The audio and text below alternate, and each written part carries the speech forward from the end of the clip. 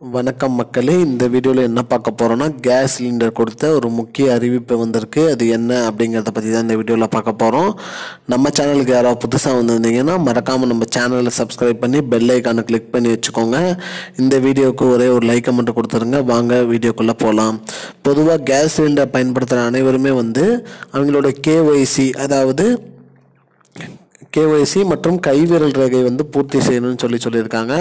இன்னும் சில பேர் அதை பூர்த்தி செய்யாமல் இருக்கிறதுனால அந்தந்த கேஸ் ஏஜென்சி அவங்களுக்கு தகவல் தெரிவிச்சிட்டு வராங்க. மேலும் அவர்களுடைய கேஸ் ரசீதி, அதாவது நீங்கள் சிலிண்டர் வாங்குகிற ரசீதியில் கூட உங்களுக்கு அந்த முத்திரை, நீங்கள் இன்னும் கைவிரல் ரேகை பதிவு செய்யலைங்கிற முத்திரையும் முதலாளிக்கும் அதிலேயே வச்சு கொடுக்குறாங்க. அதனால் தவறாமல் அனைவருமே அவங்களுடைய கேஸ் சிலிண்டர் பெறும்போது அதில் கைவிரல் ரேகை பதிவு செஞ்சுருக்கோமா இல்லையா அப்படிங்கிறத பாருங்கள்.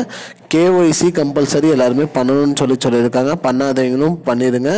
மேலும் டெலிவரி மேன் மூலியமாக அனைத்து வீடுகளுக்குமே சொல்லியிருக்காங்க. கேஒய்சி பூர்த்தி செய்யாதவங்க மற்றும் கைவிரல் ரேகை பதிவு செய்யாதவங்க பதிவு பண்ணிக்கணும்னு சொல்லியிருக்காங்க. உங்களுடைய கேஸ் சிலிண்டருக்கு நீங்கள் கைவிரல் ரேகை பதிவு பண்ணலை, கேஒய்சி பூர்த்தி பண்ணலைன்னா அதை உடனே பண்ணி முடிச்சிடுங்க.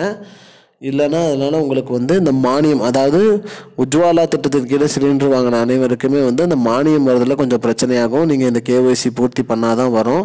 இது எதுக்கு கேஒய்சி பண்ணுறாங்க, எதனால் இந்த கைவிரல் ரேகை வைக்க சொல்கிறாங்கன்னா, ஒரே பேரில் 2-3 சிலிண்டர் ஏஜென்சியில் சிலிண்டர் வச்சுக்கிறத கம்மி பண்ணுறதுக்கோசரம் தான் இது சொல்லியிருக்காங்க.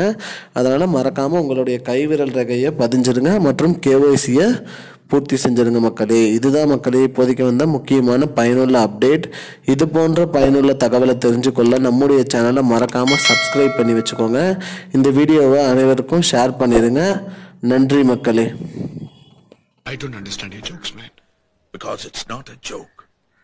முன்ன பின்ன தெரியாத ஒரு பையனுக்காக சப்ஸ்கிரைப் விடுற அந்த மனசு இருக்க, அதான் கடவுள்.